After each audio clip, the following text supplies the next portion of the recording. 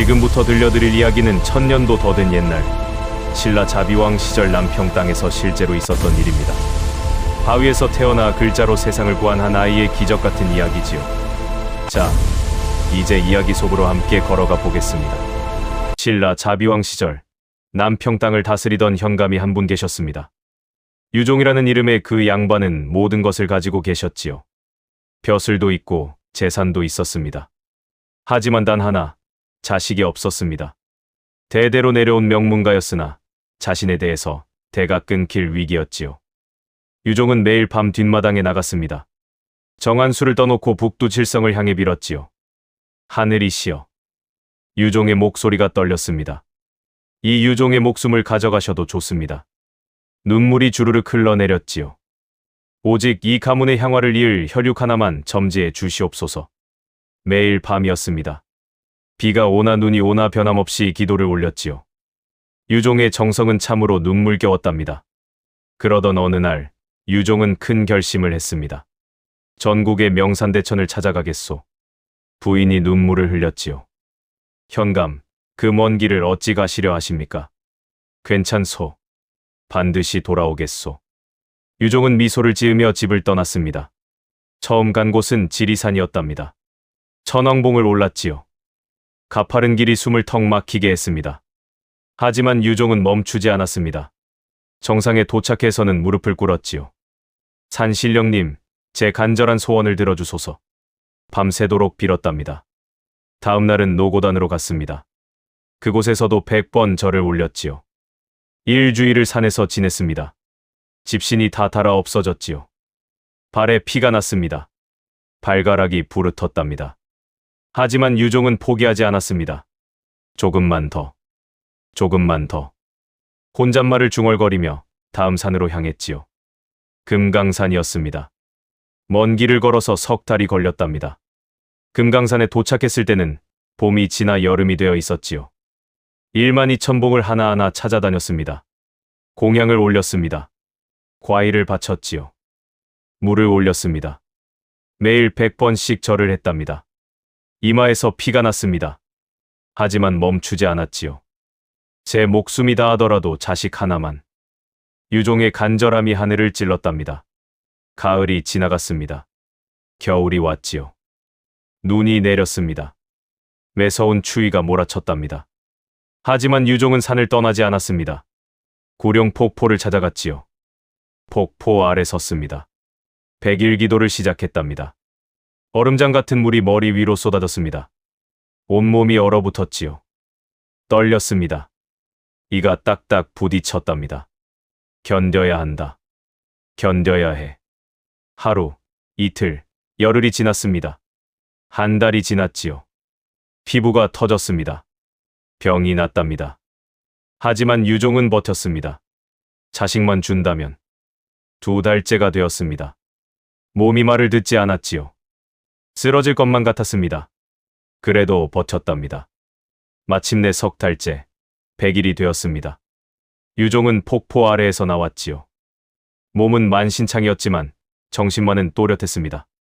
세월은 무심하게 흘렀습니다. 유종의 머리에는 하얀 서리가 내려앉았지요. 주변 사람들이 말했습니다. 현감, 이제 그만 포기하시지요. 나이가 이미. 하지만 유종은 고개를 저었습니다. 포기할 수 없소. 절대로. 그러던 어느 날 저녁이었습니다. 지리산 깊은 동굴에 들어갔지요. 그곳에서 노승 한 분을 만났답니다. 이름을 알 수 없는 노승이었습니다. 현감. 노승이 유종을 불렀지요. 유종은 깜짝 놀랐습니다. 처음 보는 분인데 어찌 자신을 아는 걸까요? 귀한 보배는 산이 아니라 물에 있소. 노승의 목소리가 울려 퍼졌답니다. 무슨 말씀이신지 유종이 물었지요. 이제 고향으로 돌아가시오. 강물의 소리에 귀를 기울이시오. 노승이 미소를 지으며 말했습니다. 그리고는 연기처럼 사라졌지요. 유종은 그 자리에 멍하니 서 있었습니다. 강물. 강물이라. 유종은 남평으로 돌아왔습니다. 남평에 도착한 유종은 매일 새벽 지석강가를 거닐었습니다. 강물 소리에 귀를 기울였지요. 한 달이 지났습니다. 아무 일도 일어나지 않았답니다. 하지만 유종은 믿었습니다. 노승님의 말씀이 헛되지 않을 것이다. 석 달째 되던 날 밤이었습니다. 하늘이 갈라지는 듯한 천둥 소리가 났지요. 화르릉. 유종은 잠에서 깼습니다. 창밖을 보니 번개가 쳤답니다. 강 쪽에서 환한 빛이 솟아올랐지요. 저게 뭐지? 유종은 옷을 걸치고 밖으로 뛰어나갔습니다. 지석강으로 달렸지요.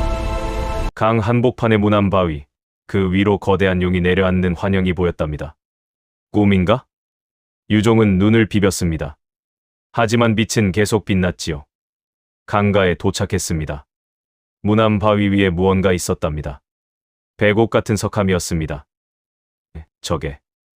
유종은 조심스럽게 다가갔지요. 석함을 열었습니다. 안에 아기가 누워 있었답니다. 배곡처럼 희고 고운 아기였지요.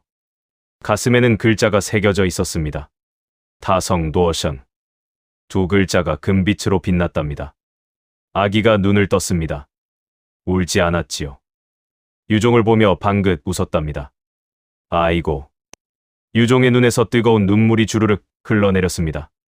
하늘이 점지해 주셨구나. 드디어. 아기를 조심스럽게 안았지요. 품에 안긴 아기가 따뜻했습니다. 유종은 집으로 돌아왔답니다. 부인이 깜짝 놀랐지요. 현감, 이 아이는 강에서 건졌소. 하늘이 내려주신 우리 아들이오. 유종은 웃으며 말했습니다. 부인이 아기를 안았지요. 참 곱습니다.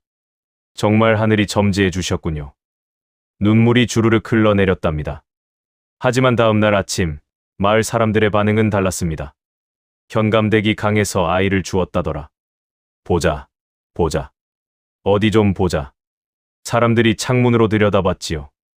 가슴에 글자가 있대. 사람의 자식이 아니야. 괴물이야. 바위에서 태어난 괴물이래. 재앙이 올 거야. 큰 재앙이. 수군거림이 컸답니다. 유종이 나갔습니다. 여러분, 목소리를 높였지요. 이 아이는 하늘이 점지해준 제 자식입니다. 더 이상 말씀 말아주시오. 하지만 현감, 더 이상은 안 됩니다. 유종은 단호했답니다.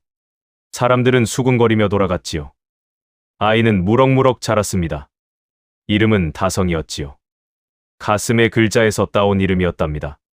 한 돌이 지났습니다. 아이가 웃었지요. 참 밝은 아이였답니다. 두 돌이 되었습니다. 말을 하기 시작했지요. 아, 봐. 아버지라고 불러라. 유종이 가르쳤습니다. 아버지. 정확하게 발음했답니다. 3살이 되었습니다. 글자에 관심을 보였지요. 유종이 글자를 가르치려 했습니다. 하지만 필요 없었답니다. 다성은 이미 알고 있었거든요. 이게 무슨 글자냐? 유종이 물었지요. 하늘 천티엔입니다, 아버지. 어떻게 아느냐? 가슴에서 들려요. 글자들이 말을 걸어요. 다성이 순수한 눈으로 대답했답니다. 4살이 되었습니다. 책을 읽기 시작했지요. 천자문을 술술 읽었답니다. 5살이 되었습니다. 동네 아이들이 몰려왔지요.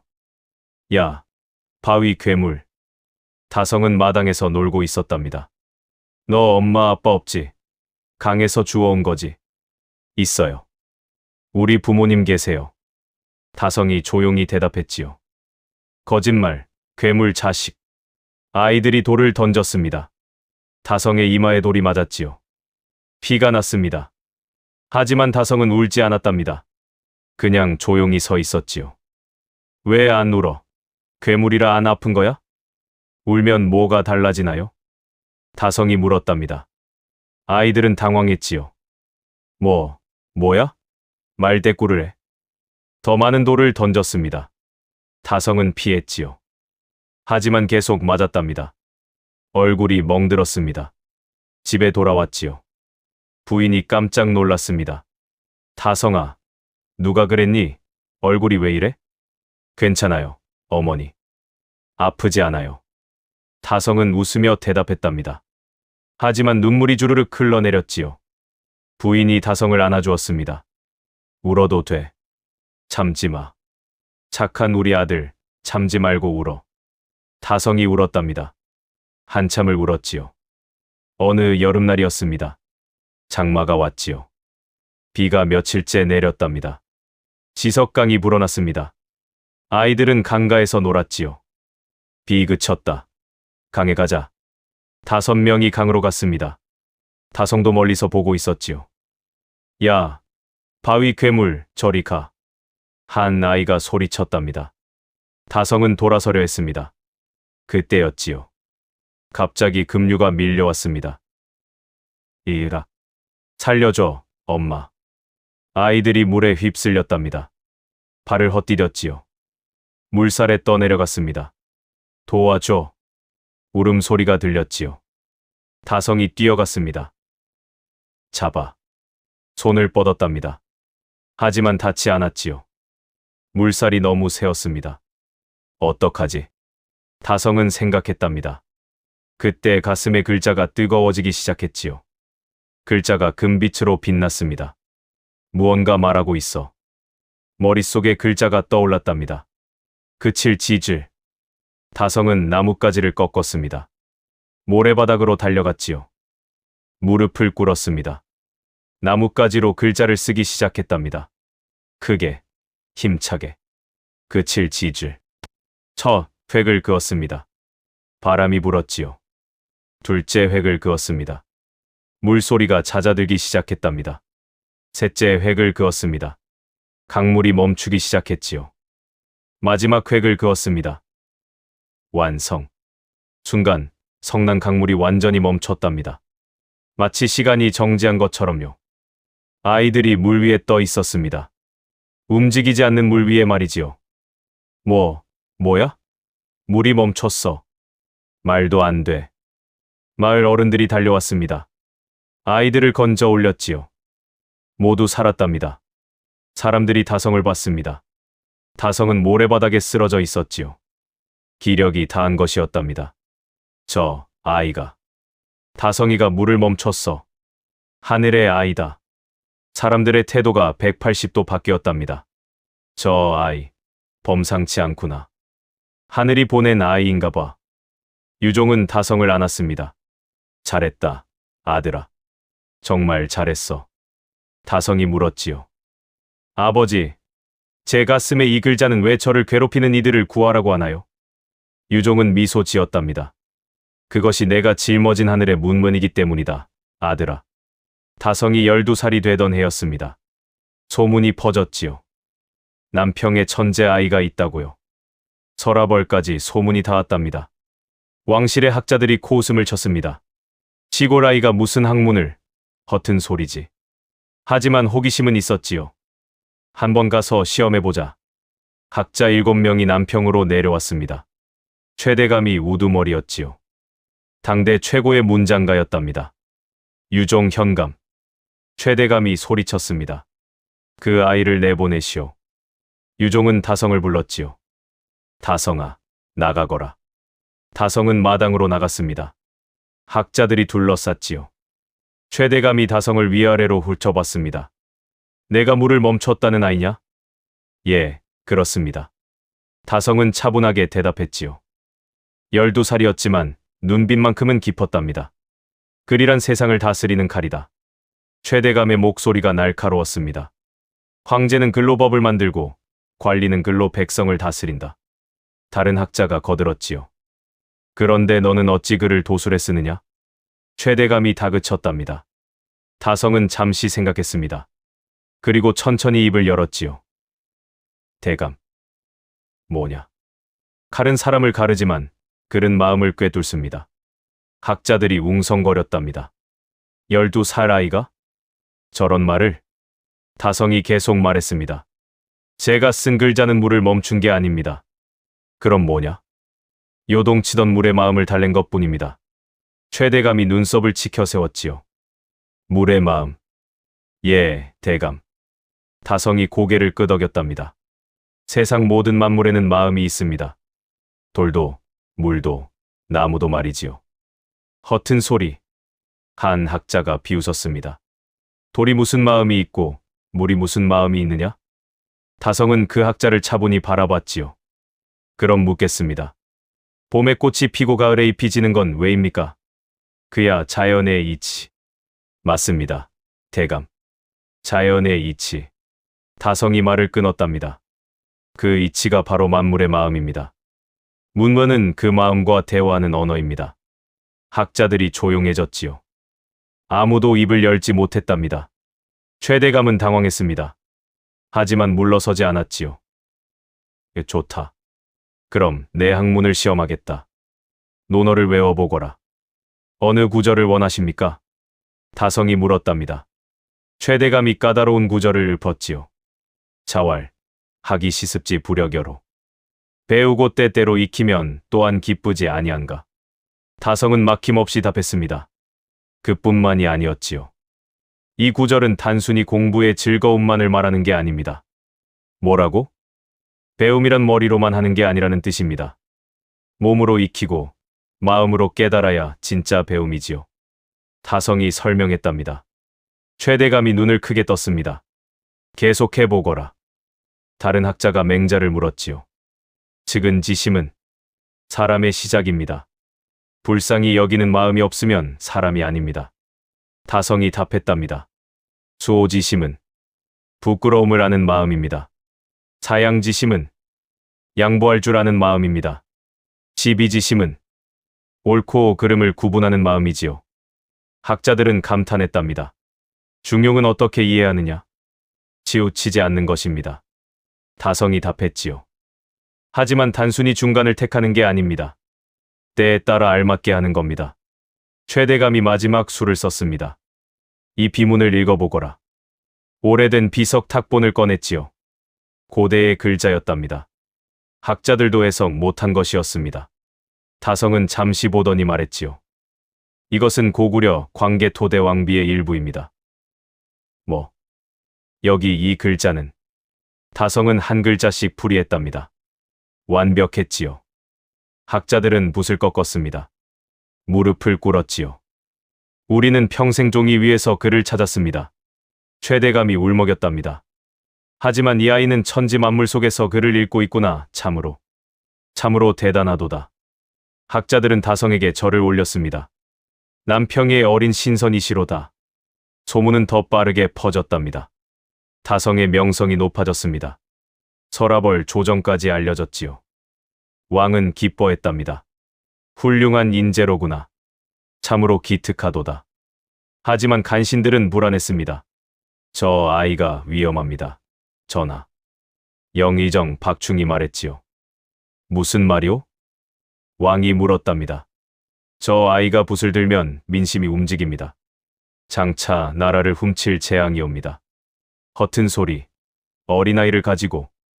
왕은 화를 냈습니다. 하지만 박충은 계속했지요. 신이 직접 확인하겠습니다. 박충은 부하들을 데리고 남평으로 갔습니다. 독이 든 술을 준비했지요. 밤에 유종의 집을 포위했답니다. 유종 현감. 박충이 소리쳤습니다. 역적의 씨를 키우다니. 유종이 나왔지요. 무슨 말씀이십니까? 그 아이를 내놓으시오. 안 됩니다. 유종은 다성을 감쌌답니다. 박충의 부하들이 칼을 빼들었지요. 비키시오. 유종은 물러서지 않았습니다. 칼이 유종의 어깨를 찔렀지요. 아버지. 다성이 소리쳤답니다. 유종이 쓰러졌습니다. 피가 흘렀지요.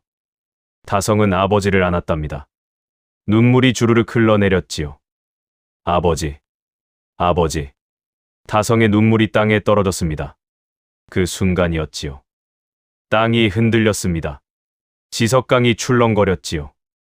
무남 바위가 환한 빛을 냈답니다. 거대한 빛이 하늘로 솟아올랐지요. 강물 속에서 무언가 나타났습니다. 황룡이었답니다. 거대한 용의 형상이었지요. 다성아. 용이 말했습니다. 두려워 말라. 박충과 부하들이 놀라 뒤로 물러섰지요. 저게 뭐야? 용이다. 너는 하늘의 명을 받았다. 용의 목소리가 천지를 울렸답니다. 너의 붓은 인간의 욕망을 심판할 것이다. 너의 마음은 이 나라의 천년을 지탱할 기둥이 되리라. 빛이 다성을 감쌌습니다. 용의 기운이 퍼졌지요. 박충의 부하들이 휘두르던 칼이 먼지가 되어 사라졌답니다. 이라. 부하들이 도망쳤지요. 박충도 겁에 질렸습니다. 이럴 수가. 박충도 급히 도망쳤답니다. 용이 사라졌습니다. 다성은 아버지를 안고 있었지요. 아버지. 유종이 천천히 눈을 떴습니다. 다성아. 예, 아버지. 여기 있어요. 너는 특별한 아이다. 유종이 미소 지었답니다. 하늘의 뜻을 따르거라. 상처가 아물기 시작했습니다. 용의 기운이 유종을 치유한 것이었지요. 며칠 뒤 왕이 사과 사신을 보냈습니다. 간신의 말을 믿은 것을 용서하시오. 다성을 서라벌로 보내주시오. 왕의 명령이었답니다. 다성은 서라벌로 갔습니다. 15살이었지요. 왕을 아련했답니다. 다성아. 왕이 따뜻하게 말했습니다. 그대의 재능을 나라를 위해 쓰겠느냐? 예, 전하. 제 붓은 백성을 위한 것입니다. 다성은 절을 올렸지요. 왕은 기뻐했답니다. 다성은 조정에서 일하기 시작했습니다. 억울한 백성을 구했지요. 글자로 법을 정비했답니다. 어려운 백성에게 쉬운 가르침을 펼쳤습니다. 5년이 지났지요. 다성은 스물이 되었답니다. 왕이 말했습니다. 다성, 그대에게 문문이라는 성씨를 내리겠다. 다성은 감격했지요. 이제부터 그대는 문다성이다. 그리고 남평을 영원한 가문의 터전으로 하사하노라. 황송합니다. 전하. 문다성은 눈물을 흘렸답니다. 세월이 흘렀습니다. 문다성은 삼중대광에 올랐지요. 벽상공신이 되었답니다. 최고의 지위였습니다. 하지만 늘 남평을 그리워했지요. 지석강이 보고 싶었답니다. 50살이 되었습니다. 문다성은 왕께 청했지요. 전하, 고향에 내려가고 싶습니다. 그러거라. 그대는 충분히 나라를 위해 일했느니라. 왕은 허락했답니다. 문다성은 남평으로 돌아왔습니다. 지석강이 반겼지요. 문암 바위가 그대로 있었답니다. 오랜만이구나. 문다성은 바위를 쓰다듬었습니다. 매일 바위 위에 앉았지요. 영상에 잠겼답니다. 70살이 되었습니다. 문다성은 노인이 되었지요. 어느 봄날이었답니다. 문암 바위 위에 앉아 있었습니다. 붓을 들었지요. 허공에 글자를 썼답니다. 영용. 영원할 영. 글자가 금빛으로 빛났습니다. 금빛 나비가 되었지요. 강물 구석구석으로 흩어졌답니다. 아름답구나. 문다성은 미소 지었습니다. 눈을 감았지요. 그날 밤, 문다성은 평온하게 세상을 떠났답니다. 신선이 되어 하늘로 돌아간 것이었습니다. 장례식에는 수많은 사람이 왔지요. 왕도 직접 내려왔답니다. 나라의 큰 기둥이 떠났구나. 백성들이 울었습니다. 문대감. 은혜를 잊지 못하겠습니다. 문다성의 후손들은 시조의 정신을 이었답니다. 학문을 숭상했지요. 정의를 지켰습니다. 가문의 전통이 되었답니다. 지금도 지석강은 유유히 흐릅니다. 문암 바위는 그대로 서 있지요. 사람들이 찾아옵니다. 여기서 문다성이 태어났구나. 글자로 세상을 구한 분이시지. 이야기는 끝나지 않았답니다. 1000년이 지난 지금도 문다성의 정신은 살아있습니다. 문문은 세상을 이롭게 합니다. 글자는 마음을 움직이지요. 학문은 사람을 구합니다. 이것이 문다성이 남긴 가르침이랍니다. 지석강의 물소리가 오늘도 속삭입니다. 바위에서 태어나 글자로 세상을 바꾼 아이, 문다성의 이야기는 계속된다. 여러분, 문다성의 아름다운 이야기가 이렇게 막을 내렸습니다. 바위에서 태어난 한 아이가 어떻게 나라의 기둥이 되었는지 보셨지요? 진정한 학문이란 책 속에만 있는 것이 아니라 세상 만물과 대화하는 것임을 문다성은 보여주었습니다. 오늘의 이야기가 당신의 마음에 작은 울림을 드렸다면 구독과 좋아요를 눌러주세요. 그리고 문다성을 위한 따뜻한 말씀도 댓글로 부탁드립니다. 당신의 오늘이 인생 최고의 하루가 되길 응원하겠습니다. 감사합니다.